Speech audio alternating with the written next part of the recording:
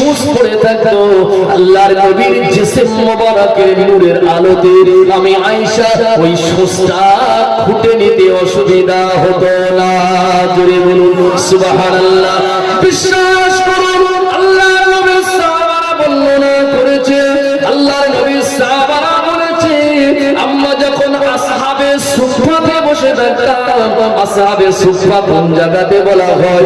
Medina শরীফে মসজিদুন নববীর পাশে। আজ ওই জায়গাটা রয়েছে, আল্লাহ আমাকে দুইবার এই আসহাবে সুফফার মেহমান বানিয়েছে। নিজে চোখেও এখন দেখে এসেছি আসহাবে সুফফা একটি উঁচু জায়গা, এই জায়গাতে রাসূলুল্লাহর সাহাবারা বসে থাকতো আল্লাহর নবীর জিসম মোবারক দেখার জন্য। সাহাবারা বর্ণনা করেছে হুজুর যখন আমাদের দিকে ফিরে মুস্কে হাসি দিতেন, হুজুরের দন্দান মোবারকের মাঝখান থেকে আল্লাহর কসম আমরা নূর চমকাতে দেখেছি। বলুন সুবহানাল্লাহ, একটু আওয়াজ দিয়ে বলো সুবহানাল্লাহ। চলেন আম্মা জান হযরত আমিনার ঘরে একটু চলে যাই, রাসূল সম্পর্কে আমরা একটু জানা বোঝা করি। ও নবীজির আম্মা হযরত আমিনা, আপনি আমার নবীর কথা কিছু শোনাবেন নাকি?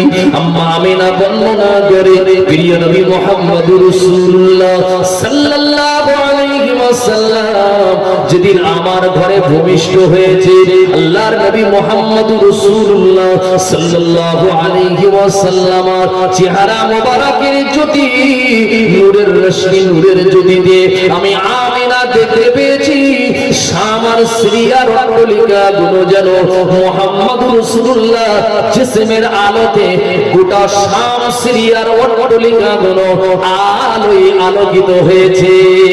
বলুন সুবহানাল্লাহ, একটু আওয়াজ দিয়ে বলুন সুবহানাল্লাহ, একটু মন খুলে বলুন সুবহানাল্লাহ।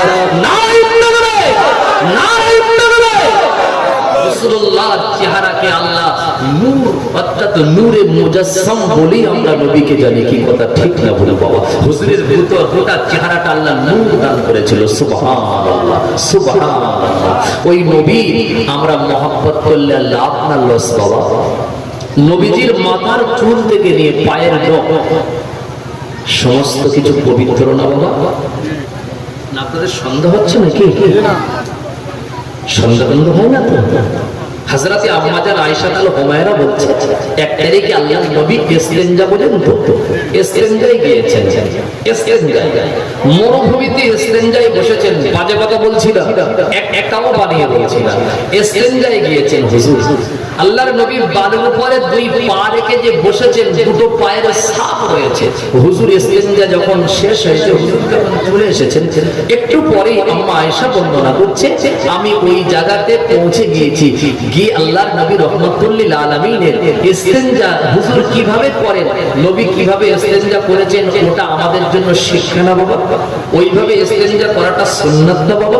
আম্মা জান আয়েশা বলছেন নবী কোন তরিকায় ইসতিনজা করেন আমি একটু দেখবো। আল্লাহর নবীর বিবি আম্মা আয়েশা দেখছেন। একটু পরে হুজুর ইসতিনজা শেষ করার পরে আম্মা জান আয়েশা ওই জায়গাতে পৌঁছে গিয়েছে। আল্লাহর নবীর পেশাব মোবারক খোঁজা তালাশি শুরু করেছে। আম্মা আয়েশা বর্ণনা করছে আমি পেশাব পাইনি, কিন্তু বালুর উপরে দুইটা পায়ের ছাপ দেখছি। মাঝখানে আস্তে আস্তে আমি আরো চোখটা নিচু করে দেখছি যে পেশাব মনে হয় বালি শুকিয়ে যাওয়ার কারণে হয়তো বালিতে শুকিয়ে গিয়েছে। বিশ্বাস করুন আম্মা জান আয়েশা আল হুমায়রা বলছে আমি নাকটা যত বালির কাছাকাছি নিয়ে যাই, ওই বালি থেকে মিশকে আম্বারের ঘ্রাণ শুধু জারি হয়। বলুন সুবহানাল্লাহ। ওই নবী তো আমাদের মতন না, আমাদের পীর সাহেবের মতন, আমাদের হুজুরদের মতন না। নবীর সাথে হাকিকাত কোনো অবস্থাতে তুলনা করা যাবে? বিশ্বাস করুন মামা, বুখারী শরীফের একটি হাদিস এবার আপনাদেরকে বলবো, আমি বানিয়ে বলছি না, একটা কথা বানানো কথা না মামা। বুখারী শরীফ কোরআন শরীফের পরে যে হাদিসের ইজ্জত, যে হাদিসের মর্যাদা, যে হাদিস আমাদের কাছে সবথেকে বেশি গ্রহণযোগ্য, ওটাকে বলা হয় বুখারী শরীফ। কি কথা ঠিক না ভুল? আল্লাহ রাহমাতুল লিল আলামিন বুখারী শরীফে হাদিসটা এসেছে বাবা। রাসূলুল্লাহর একটি কৃতদাসী ছিল যার নাম উম্মে আইমান। এই উম্মে আইমান আল্লাহর নবীর কৃতদাসী ছিল। আল্লাহর নবী এক রাতে ইস্তিনজা করেছেন একটি পাত্রে। উম্মে আইমান বর্ণনা করে গভীর রজনীতে আমার তৃষ্ণা লেগে গিয়েছে, গভীর রজনীতে আমার পানির পিপাসা লেগে গিয়েছে।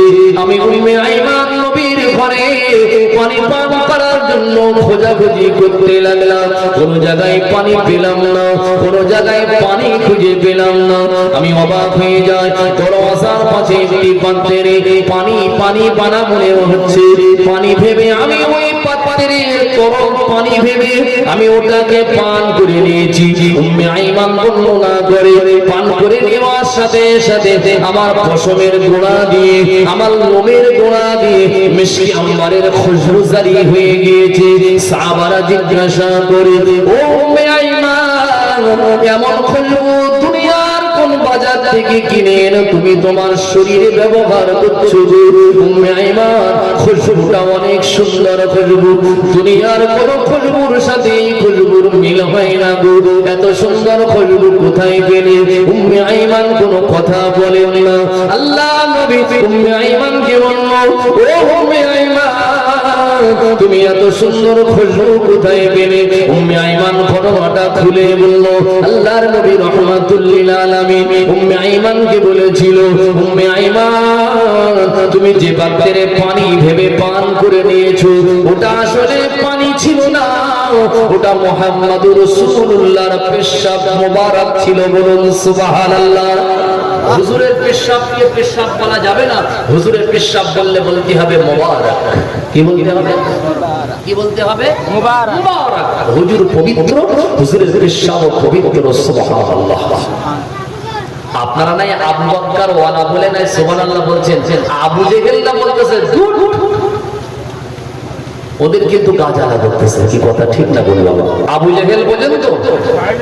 আবু জেহেল আর আবু বকর, আবু জেহেলও মানুষ, আবু বকরও মানুষ, কিন্তু দুটো মানুষ কি এক? আবু জেহেল নবীর সারা জীবন দুশমনি করেছে, আর আবু বকর সিদ্দিক রাসূলুল্লাহকে কলিজা দিয়ে মহব্বত করেছে। সুবহানাল্লাহ। কথা বুঝতে পারছেন? আবু বকর, কোন আবু বকরের কথা বলছি? আল্লাহর নবী দিন দুনিয়ার বাদশা এক তারিখে বসে বসে সাহাবাদেরকে বলছিলেন, সাহাবারা, আমি নবীজির তিনটে জিনিস বড় মহব্বত করি, বড় পছন্দ করি। কয়টা জিনিস? কয়টা জিনিস? তিনটে জিনিস। এক নম্বর, আমি নবীজি খুশবু বড় পছন্দ করি। দুই নম্বর, আমি রাসূলুল্লাহ বিবিদেরকে বড় পছন্দ করি। তিন নম্বর, আমি রাসূলুল্লাহ নামাজকে অনেক পছন্দ করি। বুঝতে পারছেন? একটা হচ্ছে খুশবু, দুই নম্বর হচ্ছে বিবি, তিন নম্বর নামাজ। নামাজ। আল্লাহর নবী বললেন, আবু বকর সিদ্দিকও বলছি, ইয়া রাসূলুল্লাহ, আমিও তিনটে জিনিস বড় পছন্দ করি। আল্লাহর নবী বলছে, আবু বকর তিনটে জিনিস কি পছন্দ করে? আমি তো বললাম, তুমি বলো। পাশে বসেছিল হযরত ওমর রাদিয়াল্লাহু আনহু। ওমর তখন বলছে, আবু বকর যদি তিনটে জিনিস পছন্দ করে, আবু বকরের বলা হয়ে যাক, আমিও বলবো, ইয়া রাসূলুল্লাহ, আমিও তিনটে জিনিস পছন্দ করি। আমি যে তিনটে জিনিসের কথা বলবো, আশা করি আবু বকর যে তিনটে বলে বাদ দেবে, তার থেকে আরো বেশি বড় কিছু পছন্দের জন্য আমি নবীর কাছে বলবো, হুজুর, আবু বকর যে তিনটে জিনিস পছন্দ করে, এর থেকে আমি আরো অন্য বেশি বড় বড় জিনিসকে পছন্দ করি। ঠিক ঠিক ওমর বলবে বলে রেডি হয়ে আছে। আল্লাহর নবী আবু বকরকে বলছে, আবু বকর বলো তো, তুমি কি কি পছন্দ করো? সাইয়্যিদিনা আবু বকর বলছে, রাসূলুল্লাহ, আমি সবথেকে বেশি পছন্দ করি মুহাম্মদুর রাসূলুল্লাহর চেহারা মোবারক দেখাকে। বলুন সুবহানাল্লাহ। কি পছন্দ করি? মুহাম্মদুর রাসূলুল্লাহ জিসম মোবারক দেখাকে আমি আবু বকর অনেক অনেক পছন্দ করি। হুজুর, আমার মন চায় সব সময় আমি আপনার নূরানি চেহারা মোবারক দেখি। বলুন সুবহানাল্লাহ। আহা, কথাটা কত বড় বাবা! হযরত ওমরের চোখে পানি। আমি ভেবেছিলাম আবু বকরের বলা হয়ে গেলে আমি বলবো, কিন্তু আবু বকর যে কথাটা বলেছে, এর উপরে আর কোনো পছন্দের জিনিস আল্লাহর আসমানের নিচে জমিনের উপরে আর কোনো পছন্দের জিনিস হয় না। মুহাম্মদ রাসূলুল্লাহর চেহারা হচ্ছে সবথেকে সেরা পছন্দনীয়। বলুন সুবহানাল্লাহ। বিশ্বাস করুন, সাহাবারা আসহাবে সুফফাতে বসে থাকতেন শুধু হুজুরের চেহারা দেখার জন্য। তিরমিজি শরীফের একটি হাদিসের ভিতরে এসেছে, নবীজির একজন জলিলুল কদর সাহাবী যার নাম সুবহান রাদিয়াল্লাহু তাআলা, কি নাম বললাম? হযরতে সুবহান। নাম হচ্ছে হযরতে সুবহান। অনেক গরীব মানুষ, অনেক গরীব, খাওয়া দাওয়া সংসার ঠিক মতন চলতো না। গরিব হওয়ার কারণে সংসারে ইমানে হাঁড়ি জ্বলতো না, হাঁড়ি উঠতো না, কিছু খাওয়ার থাকতো না। সবসময় আসহাবে সুফফাতে বসে রাসূলুল্লাহর চেহারা দেখতেন। 3 দিন হয়ে গিয়েছে হযরতে সুবহান বাড়িতে যাচ্ছে, এদিকে বাড়িতে 10 দিন হয়ে গিয়েছে রান্না বান্না হয়নি। সন্তানগুলো কাঁদছে ক্ষুধার যন্ত্রণা সহ্য না করতে পেরে। যেই আব্বা বাড়িতে গিয়েছে, বাচ্চা হযরতে সুবহানের গলাটা জড়িয়ে ধরে বলছে, আব্বা 10টা দিন হয়ে গেল কিছু খেতে পাইনি, আর ক্ষুধার জ্বালা সহ্য হয় না। হযরতে সুবহান কি দেবে? পকেটে তো পয়সা নাই, খাওয়ার কিছু নাই। হযরতে সুবহান বাচ্চাকে গলাটা জড়িয়ে ধরে নিয়ে ডাইরেক্ট আসহাবে সুফফা মদিনা মুনাওয়ারা রাসূলুল্লাহর দরবার শরীফে গিয়ে বাচ্চাকে নিয়ে বসে বললেন। বাচ্চাকে নিয়ে যেই বসেছে, বাচ্চা কাঁদছে আর বলছে, আব্বা আর ক্ষুধা সহ্য করতে পারছি না, আব্বা যেন কিছু খেতে দেন। হযরতে সুবহান রাদিয়াল্লাহু তাআলা আনহু ওই সময় বাচ্চাকে বারবার বোঝাতে লাগে, ছেলেরে খোকারে বাবারে অপেক্ষা কর না বাবা, খোদার জ্বালা নিবারণ হয়ে যাবে বাবা, খোদা বলে কি বুঝতে পারবে না বাবা, খোদার কষ্ট আর তোমার থাকবে না বাবা। বাচ্চাকে বারবার বুঝিয়ে রেখে নেয় বাবা। আল্লাহ নবী রাহমাতুল লিল আলামিন আপনার কিনা হুজরা মুবারক থেকে নূরে মুজাসসামের চেহারা মুবারক নিয়ে আসহাবে সুফফাতে যখন দাঁড়িয়ে গিয়েছে বাবা, বিশ্বাস করুন আল্লাহ নবীর জলিলুল কদর সাহাবী হযরতে সুবহানের ছোট মাসুম বাচ্চাটা আল্লাহর নবীর জিসম মুবারককে এক চোখে দেখে ফেলেছে বাবা।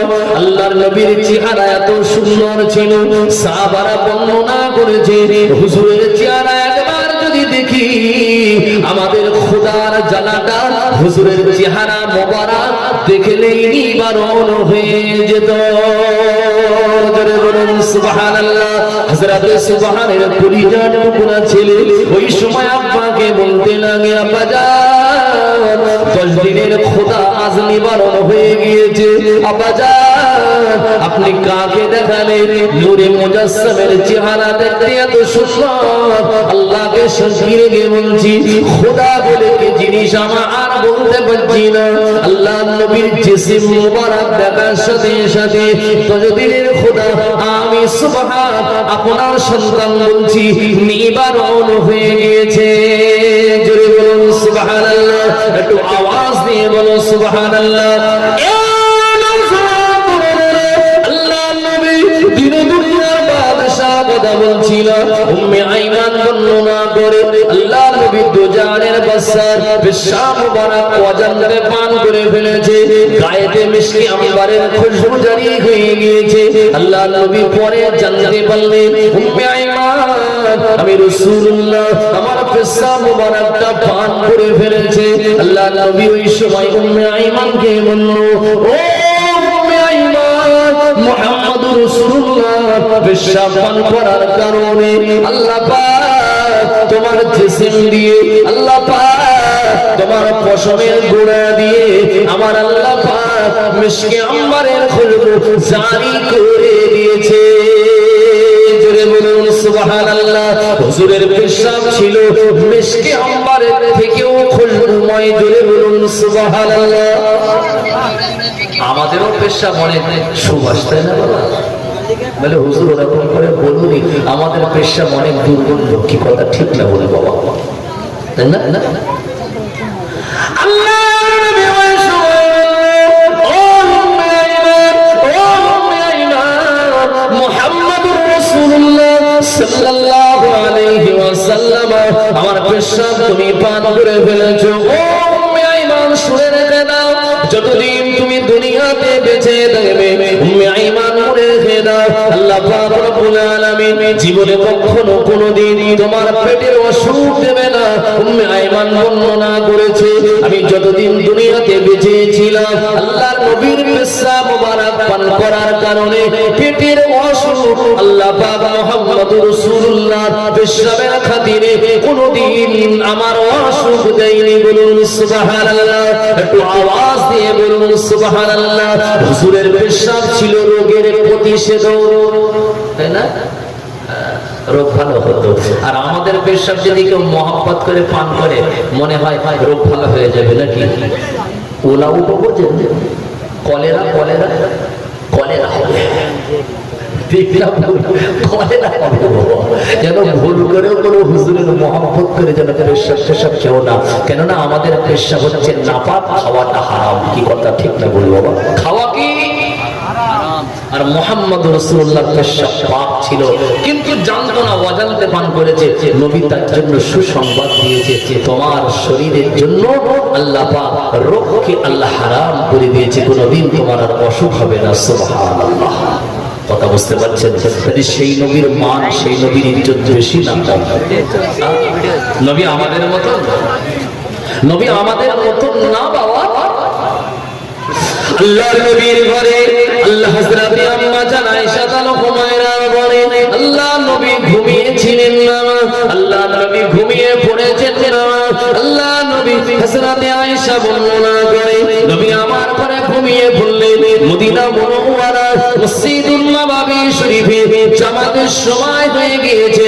ফজরের জামাত, ফজরের নামাজ, ফজরের জামাত যে মদিনার মসজিদুন নববীতে হুজুর আমার ইমামতি করেন না, আল্লাহর নবী ইমাম, সাহাবারা মুসল্লি। আম্মা জান আয়েশা তাআলা হুমায়রা বর্ণনা করে, আল্লাহ নবীকে আমি ঘুমাতে দেখেছি যখন কিনা মসজিদুন নববীতে বিলাল আবশি যখন আযান দিয়েছে, আসসালাতু খায়রুম মিনান নাওম, আসসালাতু খায়রুম মিনান নাওম। আল্লাহর নবী ঘুম থেকে উঠে বিলাল আবশির আযান শুনে মদিনা মুনাওয়ারা মসজিদুন নববীতে গিয়ে হুজুর আমার নামাজের তাহরিমা বেঁধেছে, হুজুর আমার নামাজের তাহরিমা বেঁধেছে। হুজুর কিন্তু ওযু করেননি, হুজুর আমার তাকবীরের তাহরিমা বেঁধেছে, জামাত পড়িয়েছেন, জামাতে ইমামতি করেছেন। আল্লাহর নবী হুজরা শরীফে ফিরে এসেছেন। আল্লাহর নবীর বিবি আম্মা জান আয়েশা খবর রেখেছেন, আমাদের নবী তো ওযু করলেন না, আমাদের নবী তো ওযু করলেন না। আমার নবী ঘুম থেকে উঠে আল্লাহর নবী নামাজের ইমামতি করলেন। আম্মা জান আয়েশা সময় বলল, ইয়া রাসূলুল্লাহ, আপনি আমাদের শরীয়ত শিখিয়েছেন, হুজুর আপনি আমাদের মাসলা শিখিয়েছেন। ঘুম থেকে ওঠার পরে তোমরা ওযু করবে, ওযু ছাড়া নামাজ হয় না। কোন মানুষ যদি ঘুমিয়ে পড়ে তার ওযু ভেঙে যায়, কোন মানুষ যদি ঘুমিয়ে যায় তার ওযু আর থাকে না। ইয়া রাসূলুল্লাহ, আপনি আমাদের শরীয়ত শিখিয়েছেন, হুজুর আপনি আমাদের মাসলা শিখিয়েছেন, আর হুজুর আপনার জন্য কি আলাদা কি? হুজুর আপনি ঘুম থেকে উঠে মদিনা মুনাওয়ারা মসজিদুন নববীতে নামাজের ইমামতি করে আমার ঘরে ফিরে এসেছেন।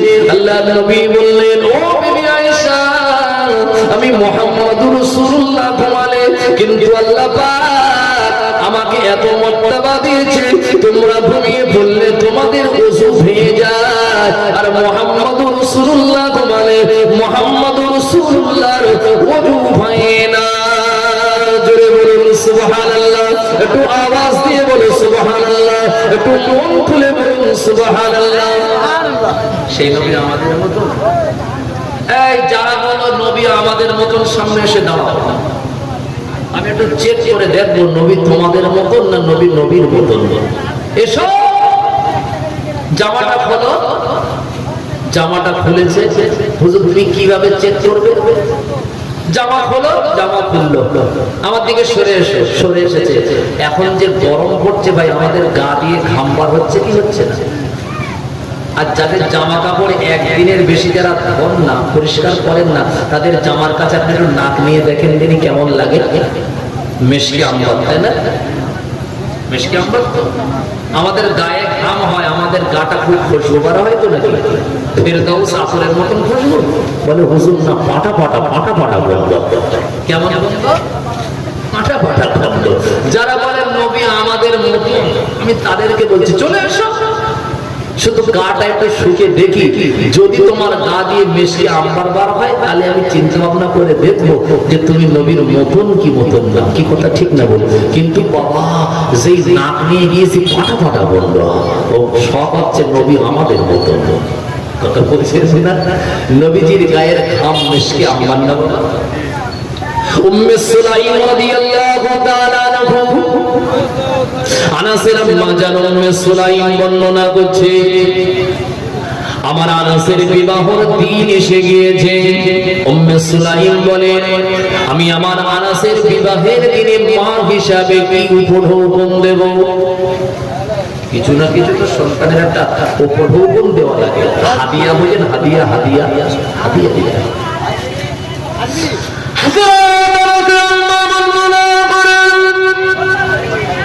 আমি আমাদের আম্মা জান উম্মে বাতুল মুমিনিন হযরতে উম্মে সালামা রাদিয়াল্লাহু আনহা, উম্মে সালামার ঘরে উম্মে সুলাইম বলছেন, আমি উম্মে সালামার ঘরে পৌঁছে গেলাম। উম্মে সালামাকে, উম্মে সালামা আমার নবীর বিবি, উম্মে সালামা আমাদের আম্মা জান, উম্মে সালামা উম্মাতুল মুমিনিন, সমস্ত মুমিনদের তিনি মা।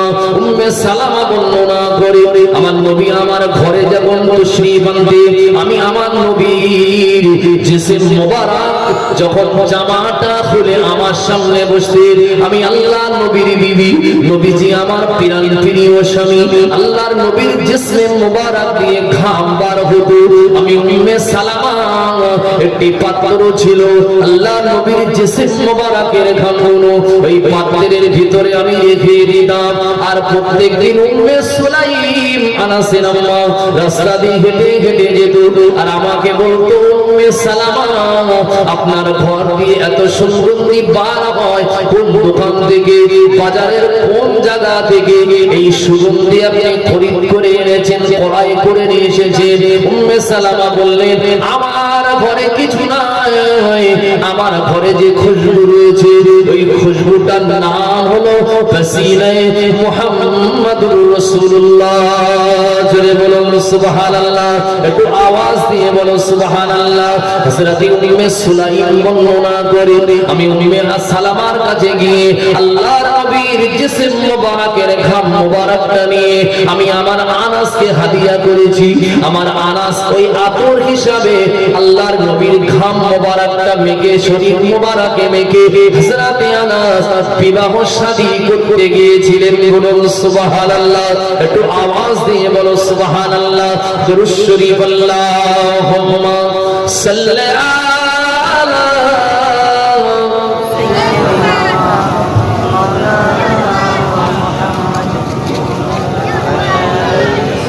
মন করে বলেন ওয়া আলা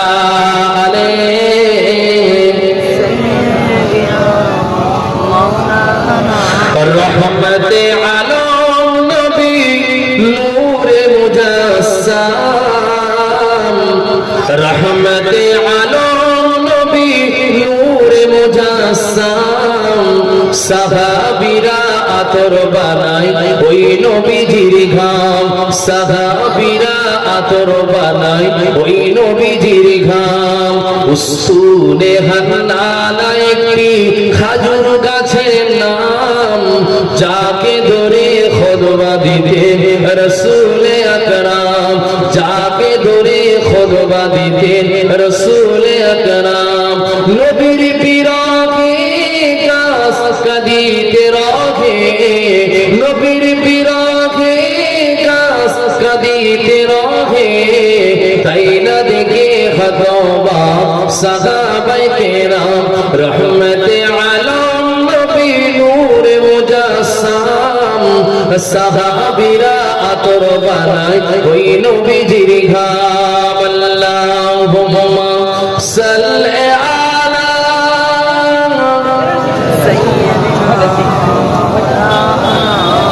ওয়া আলা আলি সাইয়্যিদিনা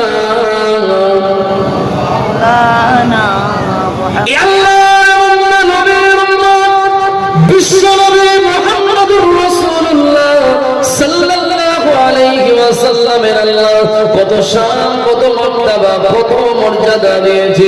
চলুন আমরা একটু আগে যাই বাবা।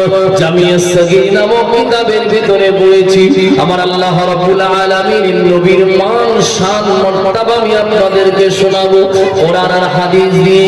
আপনারা তো সবাই নামাজ পড়েন কি পড়েন না? নামাজের 2 রাকাত হয়ে গেলে একটা বৈঠক হয় না বাবা? এই বইটাকে, তাশাহুদের বইটাকে বসে আপনারা তাশাহুদ পড়েন তো?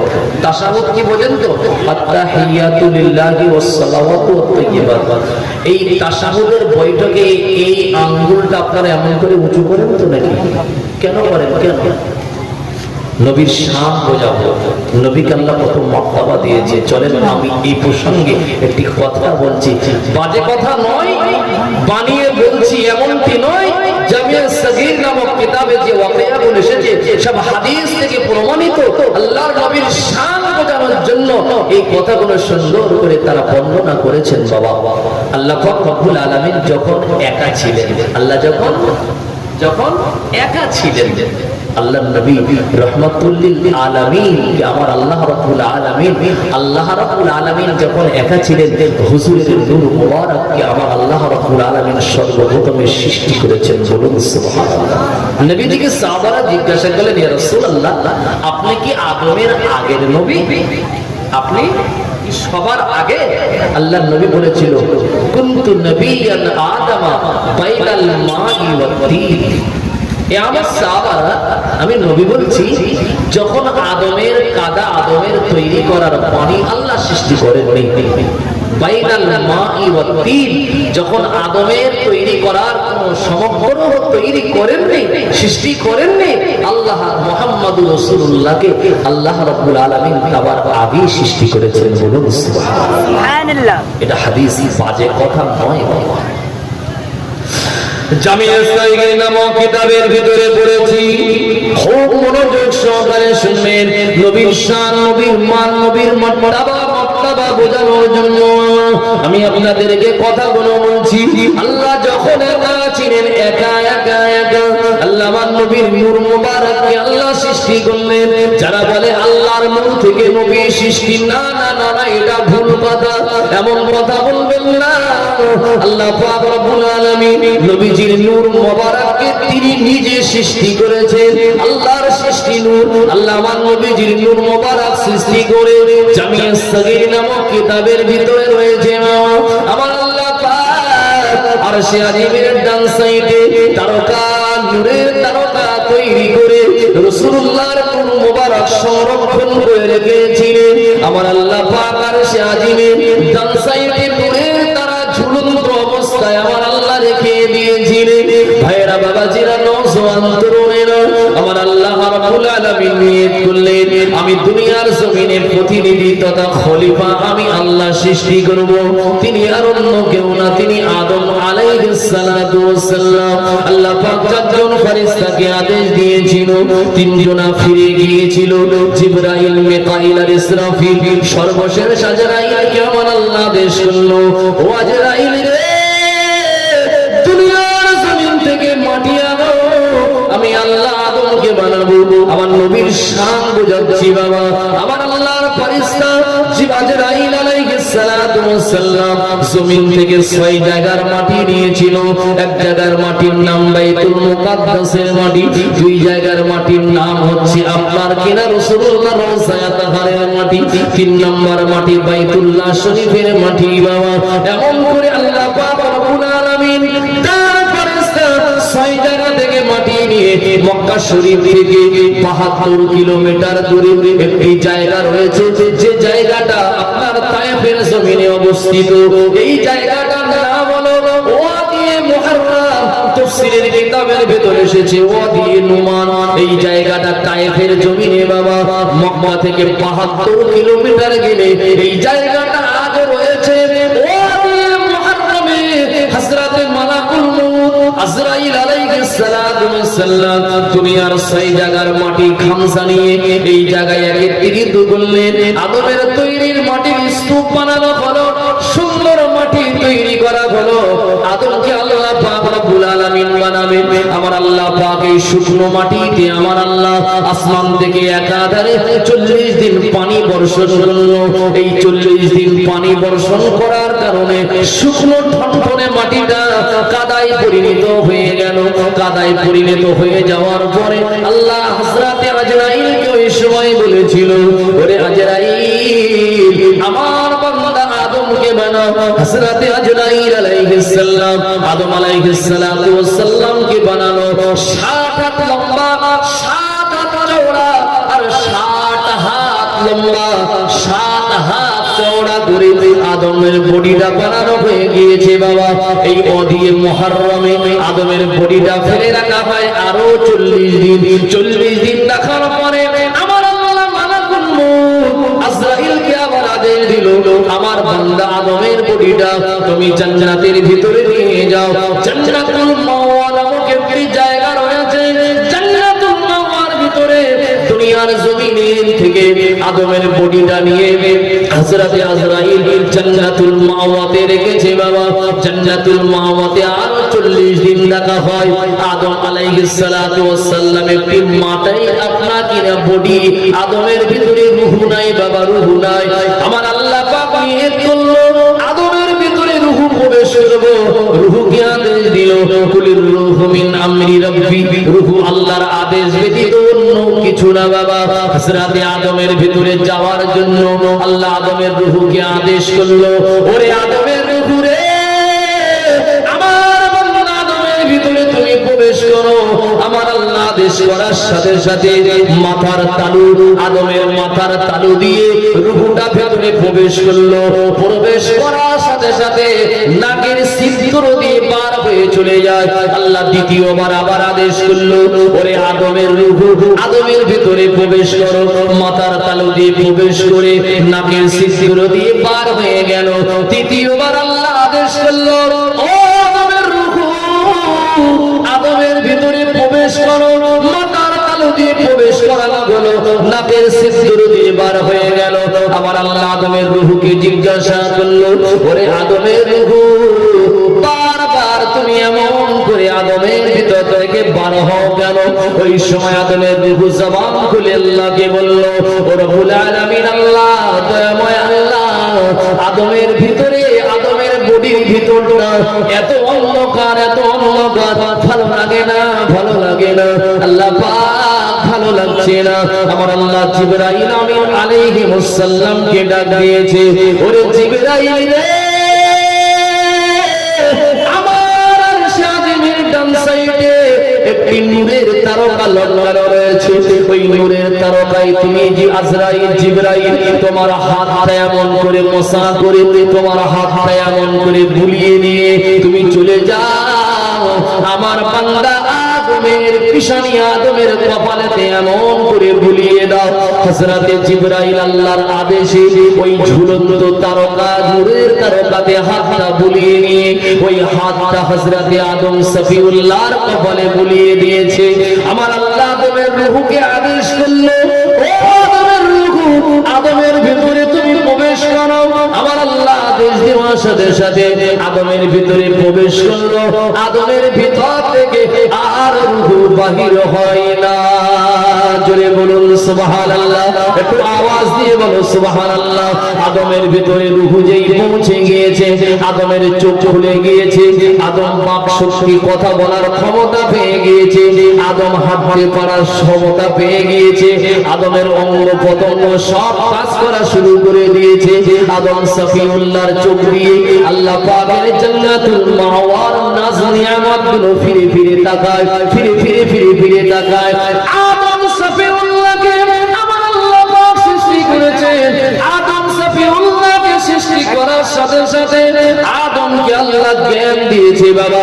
কোরআন শরীফে আমার আল্লাহ বলেছেন, আর রহমান, রহমান তিনি, খালাকাল ইনসান আল্লামাহুল বায়ান, রহমান তিনি যিনি মানুষ সৃষ্টির সাথে সাথে আপনার কিনা ইলম দিয়েছে, মানুষকে ভাষা শিখিয়েছে, তিনি হলেন আল্লাহ।